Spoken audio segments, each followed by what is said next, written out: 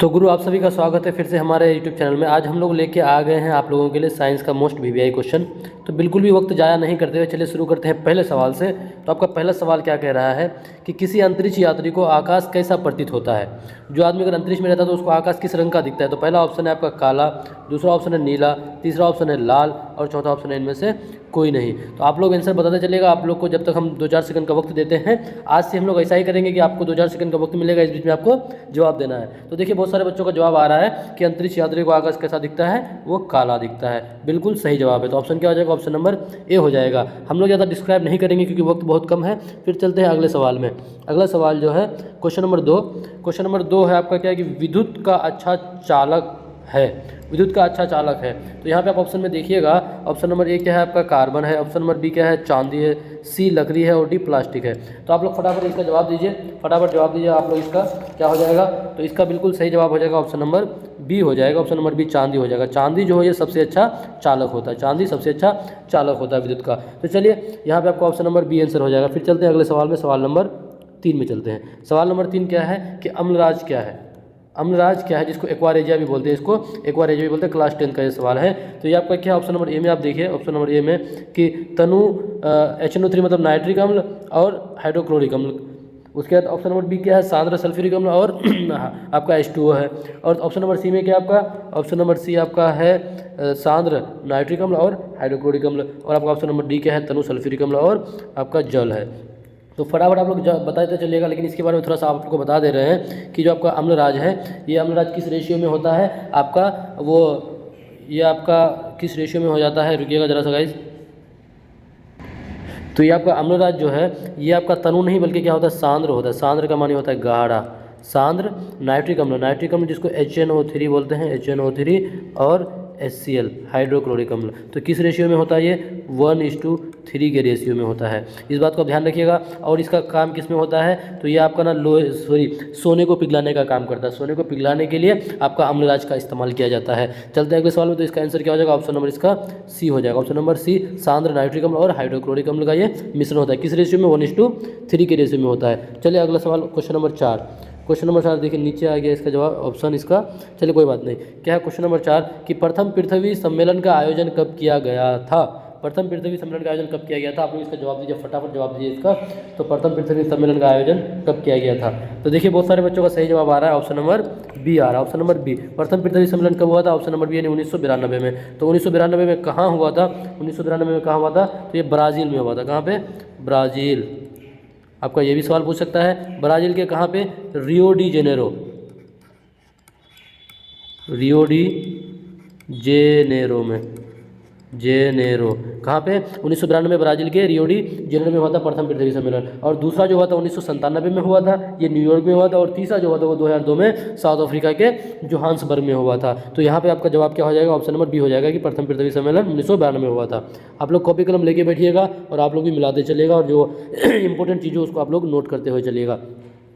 चलिए 5वां सवाल क्या है कि स्रोत उत्पत्ति के आधार पर संसाधनों को कितने भागों में बांटा गया है। तो संसाधन तो आप लोग जानते ही हैं कि कोई भी चीज़ जो हमारे ज़रूरत का काम आए, जो हमारी ज़रूरतों को पूरा करे, उसको क्या बोलते हैं हम लोग, संसाधन बोलते हैं। मानव हम लोग खुद एक संसाधन है। तो संसाधन उत्पत्ति के आधार पर संसाधन को कितने भागों में बांटा गया है। तो इसका आंसर क्या हो जाएगा, आप लोग फटाफट बताइए। पहला ऑप्शन क्या है, ए 3 है, बी आपका क्या 1 है, सी आपका 2 है और डी क्या है 4 है। तो देखिए बहुत सारे बच्चों का सही जवाब आ रहा है कि संसाधनों को कितने 2 भागों में बांटा गया, 2 भागों में बांटा गया। तो आंसर क्या हो जाएगा इसका 2 हो जाएगा। एक आपका हो जाएगा क्या, एक आपका हो जाएगा जैव निम्नीकरणीय संसाधन, रुकिएगा गाइस। तो उत्पत्ति के आधार पर आपका 2 हो जाएगा और 2 क्या हो जाएगा, एक होता है जैविक होता है और एक क्या होता है आपका अजैविक होता है। तो आप लोगों को पता है आज हम लोग ज़्यादा इसको एक्सप्लेनेशन करेंगे नहीं, फटाफट सिर्फ हम लोग इसका आंसर देखते हुए चलेंगे। फिर चलते हैं अगले सवाल में, क्वेश्चन नंबर 6 में। क्वेश्चन नंबर 6 आपका क्या है कि निम्नलिखित में से कौन गर्भ निरोधक है। गर्भ निरोधक यानी जो आपको यानी गर्भ यानी प्रेग्नेंट होने से कौन रोकता है, फर्टिलाइज होने से, स्पर्म और ओवम को फर्टिलाइज होने से कौन रोकता है। तो आपका ऑप्शन नंबर ए क्या है, copper T, option number B condom है, ऑप्शन नंबर सी क्या है, ड्राई फॉर्म है, या फिर ऑप्शन नंबर डी इनमें से सभी है। तो देखिए ये आपका ऑप्शन गर्भ निरोधक के रूप में आपका कॉपर टी का भी इस्तेमाल किया जाता है, कॉन्डोम का भी इस्तेमाल किया जाता है और ड्राई फॉर्म का भी इस्तेमाल किया जाता है। आंसर क्या हो जाएगा, ऑप्शन नंबर डी हो जाएगा गाइज। इसका आंसर क्या हो जाएगा, ऑप्शन नंबर डी हो जाएगा। चलते हैं अगले सवाल में, क्वेश्चन नंबर 7। क्वेश्चन नंबर 7 क्या है, फिर एक ऑप्शन नीचे इसका आ गया है। क्वेश्चन नंबर 7 क्या है कि अंडा देने वाले स्तनपायी, स्तनपायी यानी स्तनपान जो मेमेलिया, जिसको मेमेलिया ग्रुप बोला जाता है, स्तनपायी अंडा देने वाला कौन अंडा देता है? आप लोग फटाफट जवाब दीजिए। पहला ऑप्शन क्या छिपकली, क्या छिपकली अंडा देता है, क्या बत्तख अंडा देता है, या फिर आमडीला, या फिर ये सभी? तो बताइए इनमें से कौन अंडा देता है? तो देखिए छिपकली तो अंडा देता है, हम लोग सबको जानते हैं। बत्तख भी अंडा देता है, ये जानते हैं। तो यहाँ पे ऑप्शन क्या हो जाएगा इसका? ऑप्शन नंबर डी हो जाएगा, ये सभी क्या करता है आपका? अंडा देता है। तो क्वेश्चन नंबर 7 का आंसर क्या हो जाएगा? डी हो जाएगा। चलते हैं गाइज अगले सवाल में। अगला सवाल क्या है? क्वेश्चन नंबर 8 है, ये गति वाला चैप्टर से आपका है क्वेश्चन नंबर 8 वाला सवाल, कि किसी गतिमान वस्तु का जो जड़त्व है वो निर्भर करता है। जड़त्व किस पर निर्भर करता है? तो जड़त्व क्या है आपका? एक ये हमेशा किसी भी वस्तु के विपरीत दिशा में, किसी भी वस्तु के गति के विपरीत दिशा में लगता है आपका। कोई भी गति का विपरीत दिशा में ये आपका जड़त्व बल लगता है। तो जड़त्व आपका क्या है? वो किस पर निर्भर करता है? तो ऑप्शन नंबर ए में देखिए, ऑप्शन नंबर ए क्या है आपका? उस वस्तु के आकार पर, या फिर ऑप्शन नंबर बी क्या है? उस वस्तु के द्रव्यमान पर, या फिर ऑप्शन नंबर सी क्या है? उस वस्तु के संवेग पर, या फिर ऑप्शन नंबर डी क्या है? उस वस्तु के चाल पर। तो बताइए फटाफट आप लोग जवाब देते चलिए कि जड़त्व किस पर निर्भर करता है। तो जड़त्व आप लोग ध्यान देखिएगा, जड़त्व किस पर निर्भर करता है? उस वस्तु के द्रव्यमान पर निर्भर करता है गाइस। जड़त्व किस पर निर्भर करता है? उस वस्तु के द्रव्यमान पर निर्भर करता है। और जड़त्व हमेशा क्या करता है? किसी भी गति का विपरीत दिशा में काम करता है। ये किस दिशा में? विपरीत दिशा में काम करता है। ठीक है गाइस, चलते हैं अगले सवाल में, क्वेश्चन नंबर 8 में, सॉरी क्वेश्चन नंबर 9 में। क्वेश्चन नंबर 9 क्या आपका बोल रहा है कि निम्न में से कौन जैव अभिधारित है? निम्न में कौन जैव अभिधारित है? चलिए फटाफट आप लोग जवाब देते चलिए, जब तक हम लोग 2-3 सेकंड रुक रहे हैं, फटाफट आप लोग जवाब देते चलिए। तो देखिए बहुत सारे बच्चों का सही जवाब आ रहा है ऑप्शन नंबर सी, डीडीटी। बिल्कुल बहुत सारे बच्चों का सही जवाब आ रहा है ऑप्शन नंबर सी। इनमें से कौन जैव अभिधारित है? तो ऑप्शन नंबर डी सी हो जाएगा, जैव अभिधारित यानी ऑप्शन नंबर सी है, डीडीटी है। तो डीडीटी जो है ये क्या आपका मानव निर्मित रसायन है। ये आपका डीडीटी जो है इसको मानव निर्मित मतलब इसको आदमी ने खुद से बनाया, मानव निर्मित रसायन है, ये मानव निर्मित रसायन है। और इसका इस्तेमाल किस में किया जाता है? इसका इस्तेमाल कीटनाशक के रूप में, कीटनाशक, कीड़े मकोड़े को मारने के लिए कीटनाशक के रूप में डीडीटी का इस्तेमाल किया जाता है। तो इस सवाल का आपका जवाब क्या हो जाएगा? डीडीटी हो जाएगी। कौन जैव अभिधारित है? तो ऑप्शन नंबर सी हो जाएगा। चलते हैं अगले सवाल में, क्वेश्चन नंबर 10। क्वेश्चन नंबर 10 आपका क्या है कि निम्नलिखित में से सबसे कम ऊर्जा वाले कण होते हैं। तो आप सबको पता है कि पदार्थ कणों का बना होता है, तो सबसे कम ऊर्जा वाले कण होते हैं। तो देखिए पदार्थ का 3 रूप होता है, एक होता है सॉलिड, एक होता है लिक्विड, और एक आपका क्या होता है? गैस होता है। सॉलिड, लिक्विड, गैस होता है। तो यहाँ पे क्या बोला कि सबसे कम ऊर्जा वाले कण कौन हो जाएगा? तो सबसे कम ऊर्जा वाले कण आपका हो जाएगा कौन गाइस? ठोस हो जाएगा। कौन हो जाएगा आपका? ठोस हो जाएगा। सबसे कम ऊर्जा वाले कण हो जाएगा आपका ठोस हो जाएगा। इसका आंसर ऑप्शन नंबर डी हो जाएगा। चलते हैं अगले सवाल में चलते हैं, क्वेश्चन नंबर 11 में चलते हैं। क्वेश्चन नंबर 11 क्या बोल रहा है कि आप आधुनिक सारणी मतलब पीरियडिक टेबल से सवाल है, यानी सारे चैप्टर से हम सवाल को लिए हैं जो आपके एग्जाम में पूछे जा सकते हैं, ताकि आपके एग्जाम में कोई भी सवाल छूटे ना। तो देखिए आपका क्या है 11वां सवाल कि आप आधुनिक सारणी में इलेक्ट्रॉनिक विन्यास 2-8 वाले तत्वों को कहाँ ढूंढेंगे? यानी कोई तत्व है जिसका इलेक्ट्रॉनिक विन्यास क्या है? 2 और 8 है। तो ये आपका पहले तो आप ये पता कर लीजिए कि ये इसका एटॉमिक नंबर कितना हो जाएगा? तो 8 और 2 10 हो जाएगा, एटॉमिक नंबर 10 हो जाएगा। और एटॉमिक नंबर 10 किस तत्व का होता है?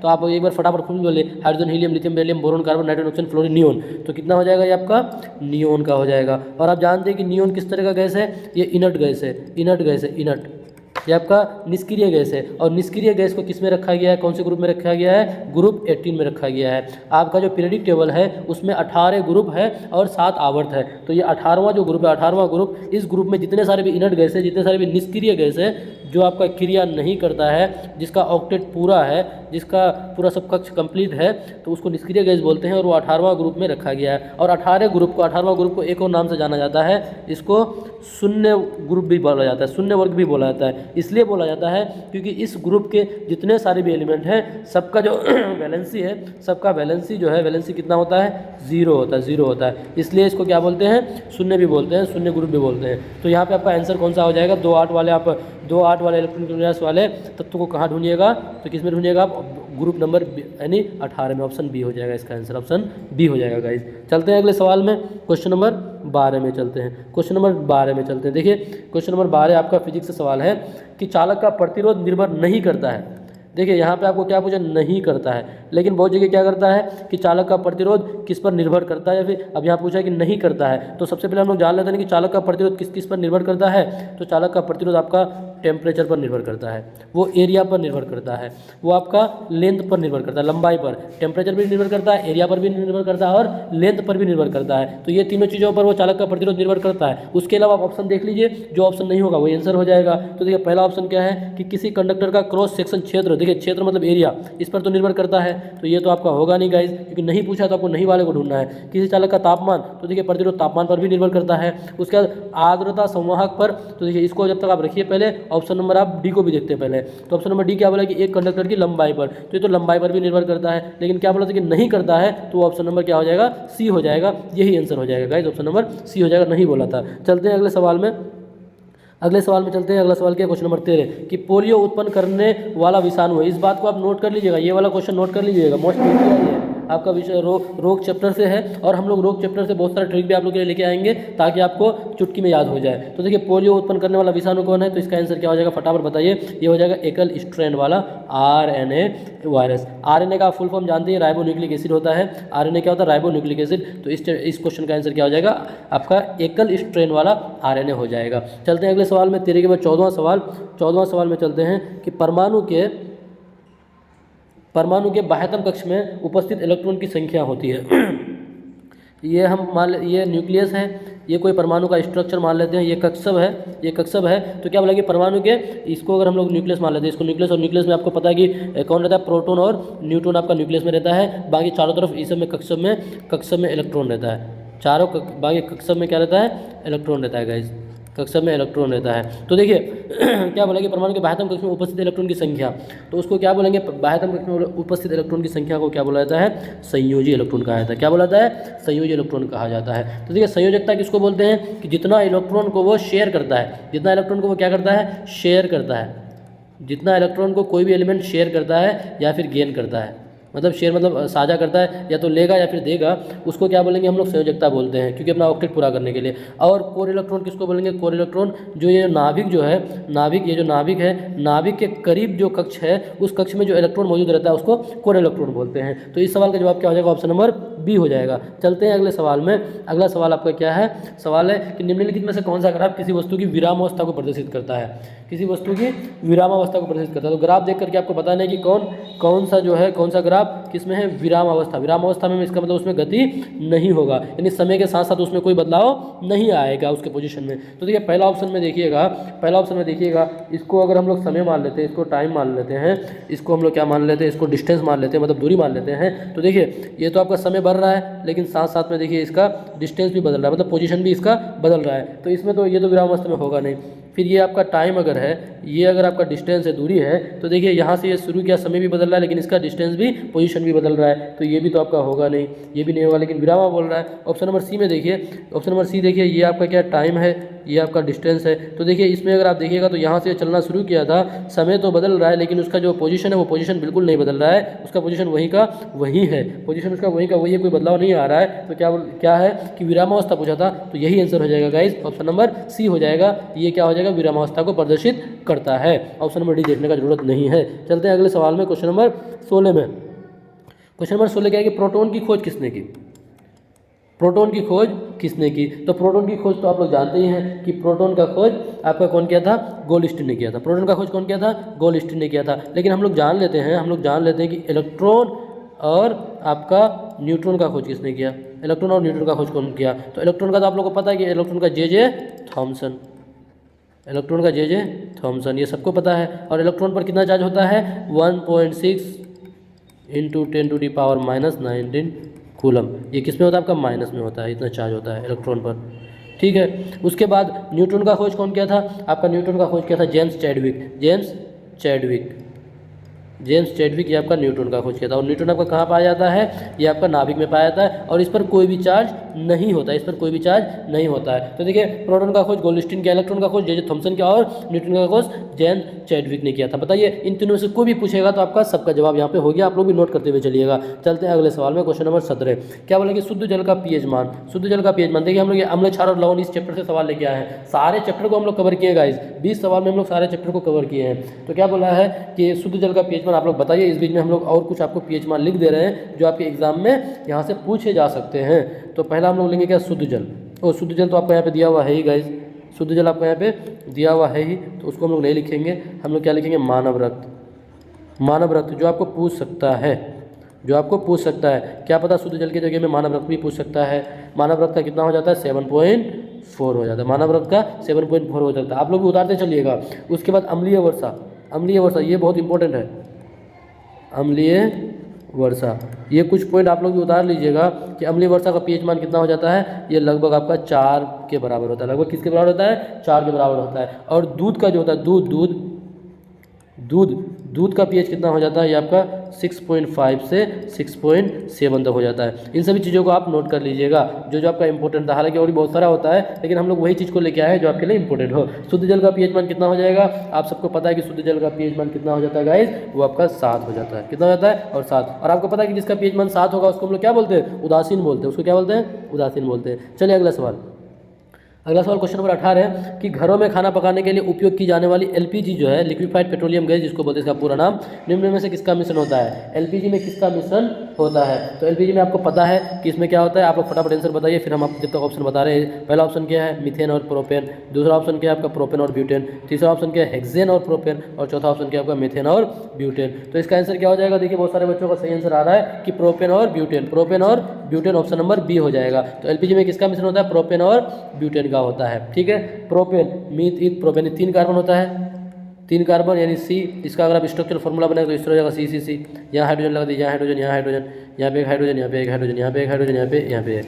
तो जोड़ लीजिए 3 2 5 2 3 8 यानी C3H8 हो जाएगा। उसके बाद आपका क्या होता है, ब्यूटेन। ब्यूटेन का क्या हो जाएगा, C4H10 हो जाता है। तो आपका प्रोपेन और ब्यूटेन ये दोनों, इन दोनों का मिश्रण ही क्या होता है आपका एलपीजी। एलपीजी होता है प्रोपेन और ब्यूटेन का मिश्रण होता है। तो ऑप्शन नंबर बी हो जाएगा। चलते हैं अगले सवाल में। अगला सवाल क्या है, क्वेश्चन नंबर 19 है। 19 क्या बोलता है, धोने का सोडा का रासायनिक सूत्र। धोने का सोडा, देखिए आपका हर चैप्टर से सवाल लेके आएगा इस धोने का सोडा, यानी रासायनिक सूत्र से रिलेटेड अगर कोई सवाल पूछे तो वो भी नहीं छूटेगा हमारे एग्जाम में। तो धोने का सोडा का जो रासायनिक सूत्र है आप सबको पता है, ये क्या हो जाएगा, Na2CO3.10H2 Na2CO3.10H2 हो जाएगा धोने का सोडा का। लेकिन अगर आपको धोने का सोडा नहीं पूछ के अगर पूछ दे कि बताओ गाइस कि बेकिंग सोडा का क्या हो जाएगा, बेकिंग सोडा, तो बेकिंग सोडा का आपको इसका भी पता रखना है कि बेकिंग सोडा का क्या हो जाएगा, NaHCO3। इसको क्या बोलेंगे, सोडियम बाइकार्बोनेट। सोडियम बाइकार्बोनेट ये आपका क्या होता है, बेकिंग सोडा। और जो आपका इस सवाल का जवाब क्या हो जाएगा, ऑप्शन नंबर सी हो जाएगा। आपको क्या पूछा था कि धोने का सोडा, तो Na2CO3.10H2O हो जाएगा। चलते हैं अगले सवाल में, क्वेश्चन नंबर 20 और लास्ट सवाल है। लास्ट सवाल है क्वेश्चन नंबर 20। मेरे ख्याल से आप लोगों को बहुत मजा आया होगा आज के सेशन में। क्वेश्चन नंबर 20, न्यूनतम संभव ताप है।